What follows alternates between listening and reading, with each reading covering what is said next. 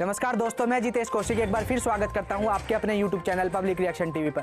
तो कैसे आप सभी, उम्मीद करता हूं बढ़िया ही होंगे।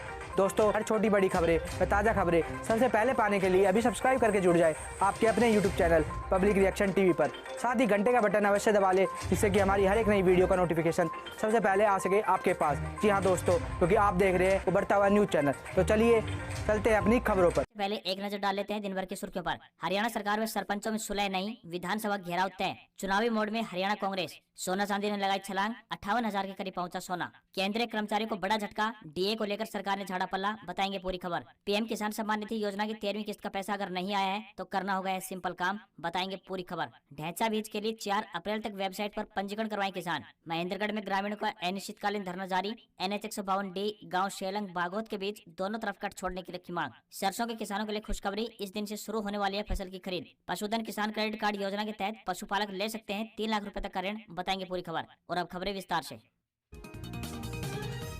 हरियाणा मौसम अपडेट। हरियाणा में इस दिन बारिश की है संभावना। हरियाणा में मौजूदा समय में तापमान 30 डिग्री सेल्सियस से ऊपर दर्ज किया जा रहा है, जिससे गर्मी का खूब एहसास होने लगा है। मौसम विभाग ने आने वाले दिनों के लिए अपना ताजा पूर्वानुमान जारी किया है। आने वाले दिनों में बूंदाबांदी की संभावना है, जिससे तापमान में गिरावट हो सकती है। हरियाणा राज्य में मौसम आमतौर पर 20 मार्च तक परिवर्तनशील रहने की संभावना बनी हुई है, तो वहीं 16 मार्च तक मौसम आमतौर पर खुश्क रहने तथा बीच बीच में हल्के बादल व हवाएं चलने के आसार बने हुए हैं, जिससे दिन के तापमान में हल्की बढ़ोतरी संभावित हो सकती है। ज्यादातर क्षेत्रों में 17 मार्च रात्रि से 20 मार्च के दौरान मौसम में बदलाव रहने की उम्मीद जताई गई है। इस दौरान राज्य के ज्यादातर क्षेत्रों में आंशिक बादलवाई रहने तथा उत्तर पश्चिमी व दक्षिण क्षेत्रों में हवाओं में गरज चमक के साथ कहीं कहीं बूंदाबांदी या हल्की बारिश होने की संभावना जताई गई है, जिसके कारण दिन के तापमान में गिरावट तथा रात्रि तापमान में हल्की बढ़ोतरी हो सकती है। हरियाणा सरकार व सरपंचों में सुलह नहीं, पुराने प्रस्ताव पर बातचीत को नहीं माने सरपंच। 17 मार्च को विधानसभा घेराव तय। हरियाणा में ई टेंडरिंग को लेकर हरियाणा सरकार ने अपनी स्थिति स्पष्ट कर दी है। सरकार की ओर से 2 टूक में बोला गया है कि पुराने प्रस्ताव पर बातचीत संभव हो पाएगी। हालांकि सरपंच इस पर तैयार नहीं है। 2 दौर की वार्ता के बाद बात नहीं बन पाने के कारण सीएम से सरपंचों की मुलाकात नहीं हो पाई। सरपंचों ने भी आगे की रणनीति को लेकर ऐलान कर दिया है कि 17 मार्च को विधानसभा का घेराव तय है। बताया यह भी जा रहा है कि सरकार के पुराने प्रस्ताव को लेकर सरपंच भी 2 फाड़ हो गए हैं। कुछ सरपंच सरकार के प्रस्ताव पर सहमत है, लेकिन कुछ अड़े हुए हैं।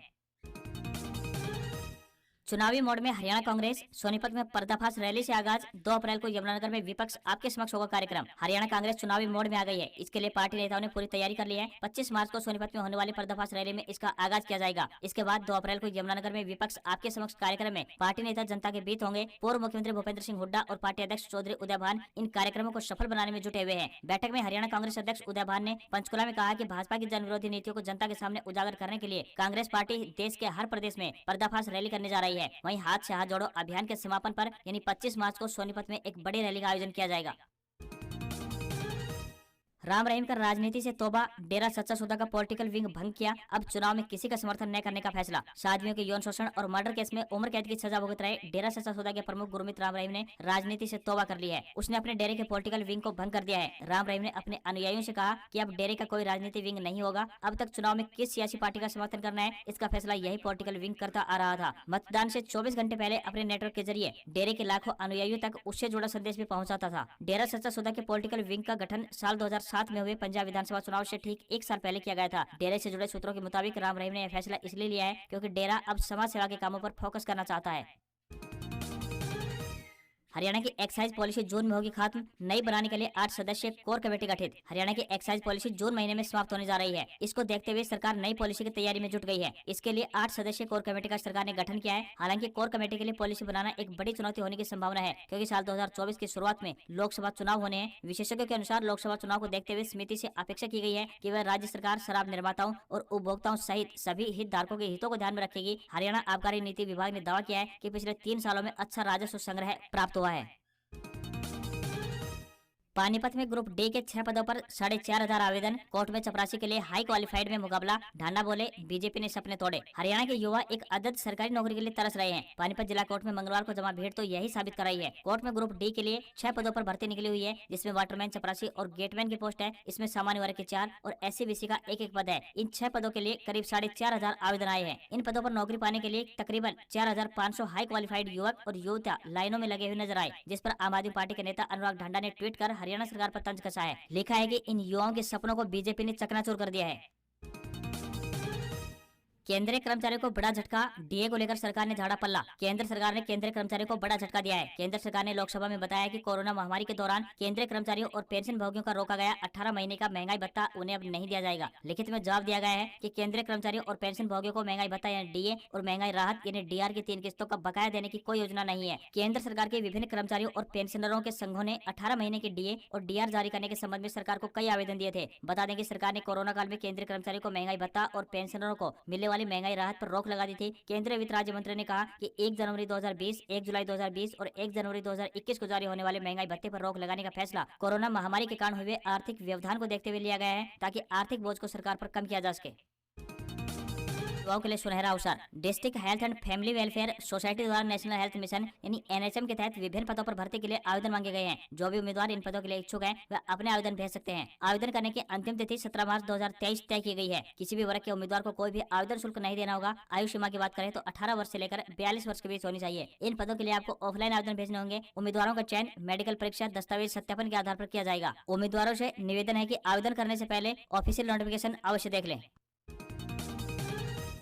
पीएम किसान सम्मान निधि योजना की 13वीं किस्त का पैसा नहीं आया है तो करना होगा यह सिंपल सा काम। प्रधानमंत्री किसान सम्मान निधि योजना की 13वीं किस्त भी किसानों के बैंक खातों में आ गई है। 13वीं किस्त में 8 करोड़ 2 लाख किसानों को कुल 16,800 करोड़ रुपए मिले हैं, लेकिन योजना से जुड़े कुछ किसानों के बैंक खातों में 13वीं किस्त का पैसा अभी तक नहीं आया है। इसका एक कारण किसानों का अपने पीएम खाते से ई-केवाईसी नहीं करवाना भी हो सकता है। सरकार ने ई-केवाईसी करवाना अनिवार्य कर दिया है। इसके बिना सरकार किसानों के बैंक खाते में पैसा नहीं भेजेगी। योजना में धोखाधड़ी को रोकने के लिए सरकार ने ये सख्त कदम उठाते हुए ई-केवाईसी को अनिवार्य कर दिया है। अगर किसान का मोबाइल नंबर आधार कार्ड से जुड़ा हुआ है तो वह घर बैठे ही पीएम किसान खाते का ई-केवाईसी कर सकता है। मोबाइल नंबर को आधार से लिंक करना भी जरूरी है, क्योंकि रजिस्टर्ड मोबाइल नंबर पर ही ओटीपी यानी वन टाइम पासवर्ड आएगा, जिससे ई-केवाईसी की प्रक्रिया पूरी हो जाएगी।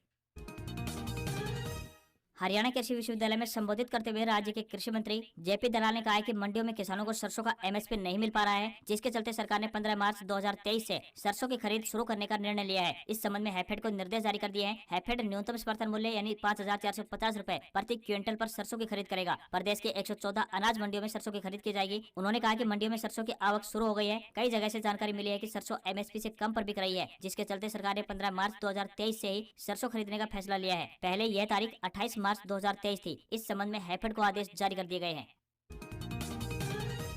हरियाणा पुलिस भर्ती 5,500 पुरुष कांस्टेबल को नियुक्ति पत्र जारी करने के खिलाफ हाईकोर्ट में पुनर्विचार याचिका हुई दायर। एचपी मधुबन में करीब 5,500 पुरुष कांस्टेबल को नियुक्ति पत्र जारी करने के खिलाफ दायर एक पुनर्विचार याचिका पर सुनवाई करते हुए हाईकोर्ट ने उन कांस्टेबल को नियुक्ति पत्र देने पर रोक लगा दी है जिनको अभी तक नियुक्ति नहीं दी गई है। हाईकोर्ट में इस बाबत दर्जनों याचिकाएं विचाराधीन है। भर्ती में नॉर्मलाइजेशन परसेंटाइल व अन्य मेथड को चुनौती दी गई थी। सरकार ने पिछले दिनों पुरुष कांस्टेबल को नियुक्ति पत्र जारी कर दिए। मंगलवार को हाईकोर्ट की जस्टिस जयश्री ठाकुर ने याचिका पर सुनवाई करते हुए आदेश दिया है कि जो नियुक्ति पत्र जारी हो चुके हैं उनको छोड़कर बाकी जिनको अभी नियुक्ति देनी है उनको नियुक्ति पत्र जारी न किया जाए। स्मार्टफोन से प्री इंस्टॉल ऐप हटा सकेंगे यूजर। केंद्र सरकार राष्ट्रीय सुरक्षा को देखते हुए जल्दी लाएगी नियम। कंपनियों को देना होगा ऐप हटाने का ऑप्शन। लोगों की सिक्योरिटी को ध्यान में रखते हुए भारत सरकार मोबाइल बनाने वाली कंपनियों पर सख्त कदम उठाने जा रही है। इसके तहत अब कंपनियों को मोबाइल में प्री इंस्टॉल ऐप को अनइंस्टॉल करने का ऑप्शन देना होगा। इसके अलावा कंपनी ऑपरेटिंग सिस्टम में बड़े अपडेट की स्क्रीनिंग भी की जाएगी। राइटर्स की रिपोर्ट के मुताबिक सरकार के इस फैसले से सैमसंग, शाओमी, वीवो और एप्पल जैसी बड़ी कंपनियां प्रभावित होंगी। इन कंपनियों के स्मार्टफोन में पहले से ही इंस्टॉल ऐप होते हैं जिन्हें यूजर अपने फोन से अनइंस्टॉल नहीं कर पाते हैं। पशुधन किसान क्रेडिट कार्ड योजना के तहत पशुपालक ले सकते हैं 3 लाख रुपए तक का ऋण। पशुधन किसान क्रेडिट कार्ड योजना के तहत किसानों को गाय, भैंस, भेड़, बकरी, शुकर, मुर्गी के रखरखाव के लिए 3 लाख रुपए तक का ऋण देने का प्रावधान है, ताकि पशुपालकों की आर्थिक स्थिति में सुधार हो सके। छोटे किसानों को पशुपालक व अन्य स्रोतों से होने वाली आय को बढ़ाने के उद्देश्य से इस योजना की शुरुआत की गई है। कोई भी पशुपालक 1,60,000 रुपए तक की राशि की लिमिट तक का पशुधन किसान क्रेडिट कार्ड बिना किसी जमीन गिरवी रखे या फिर बिना किसी गारंटी के कोलेटरल सुरक्षा बनवा सकता है। पशुपालक को यह ऋण केवल 4% के हिसाब से चुकाना होगा। इच्छुक पशुपालक अपने नजदीकी राज्य के पशु चिकित्सालय या फिर बैंक में जाकर पशुधन किसान क्रेडिट कार्ड के लिए आवेदन कर सकते हैं। आवेदन करने के लिए पशुपालक को अपने सभी दस्तावेज जैसे कि आधार कार्ड, पैन कार्ड, पशु का बीमा, पशु का हेल्थ सर्टिफिकेट आदि आवेदन पत्र सहित बैंक में जमा करवाना होगा। ढैंचा बीज के लिए 4 अप्रैल तक वेबसाइट पर पंजीकरण करवाएं किसान। भूमि की उर्वरा शक्ति के मद्देनजर भूमि स्वास्थ्य को सुधारने के लिए विभाग ने जिला कैथल के किसानों को 80% अनुदान पर 25,000 एकड़ क्षेत्र के बिजाई के लिए 3,000 क्विंटल ढैंचा के बीज का वितरण करने का निर्णय लिया है। किसानों को बीज हरियाणा बीज विकास निगम के बिक्री केंद्रों के माध्यम से वितरित किया जाएगा। ढैंचा का बीज प्राप्त करने के लिए किसानों को कृषि एवं किसान कल्याण विभाग की वेबसाइट agriharyana.gov.in पोर्टल पर जाकर पंजीकरण करवाना अनिवार्य होगा। पंजीकरण 4 अप्रैल 2023 तक जारी रहेगा। एक किसान अधिकतम 120 किलोग्राम अथवा 10 एकड़ तक का बीज प्राप्त कर सकता है। लगातार चौथे कारोबारी दिन गिरा बाजार। सेंसेक्स 337 अंक गिरकर 57,900 के स्तर पर बंद। अडानी ग्रुप के सभी 10 शेयर गिरे। एंटरप्राइजेज 7% टूटा। भारतीय शेयर बाजार में गिरावट देखने को मिली है। बाजार में लगातार चौथे कारोबारी दिन यह गिरावट सामने आई है। सेंसेक्स 337 अंक गिरकर 57,900 के स्तर पर बंद हुआ। निफ्टी की बात करें तो 111 अंक गिरा है। यह 17,043 के स्तर पर बंद हुआ। सेंसेक्स के 30 में से 23 शेयरों में गिरावट देखने को मिली, वहीं सिर्फ 7 शेयरों में तेजी दिखाई दी। अडानी ग्रुप के सभी 10 शेयरों में गिरावट रही। ग्रुप की फ्लैगशिप कंपनी अडानी एंटरप्राइजेज का शेयर 7.70% टूटा। वहीं सराफा बाजार में सोने और चांदी में तेजी देखने को मिली है। 24 कैरेट सोना 57,605 रुपए प्रति 10 ग्राम के स्तर पर बंद हुआ। चांदी की बात करें तो ये 66,176 रुपए प्रति किलोग्राम पर पहुंच गई। डॉलर रुपया के मुकाबले 26 पैसे मजबूत हुआ। $1 का रेट 82 रुपए 49 पैसे के स्तर। आपको हमारी खबर पसंद आई हो तो हमारी खबरों पर एक प्यारा सा लाइक जरूर दें। जी हाँ दोस्तों, और साथ ही खबरों को ज़्यादा से ज़्यादा शेयर करें और कमेंट बॉक्स में इन खबर पर आपकी क्या है राय वो हमें ज़रूर बताएं। आज की खबरों में सिर्फ इतना ही। मिलते हैं अगली खबर में। जब तक सब्सक्राइब करके जुड़ जाइए आपके अपने YouTube channel public reaction TV से, और साथ ही घंटे का बटन जरूर दबा लें ताकि हमारी हर एक नई वीडियो पहुंच सके आपके पास सबसे पहले।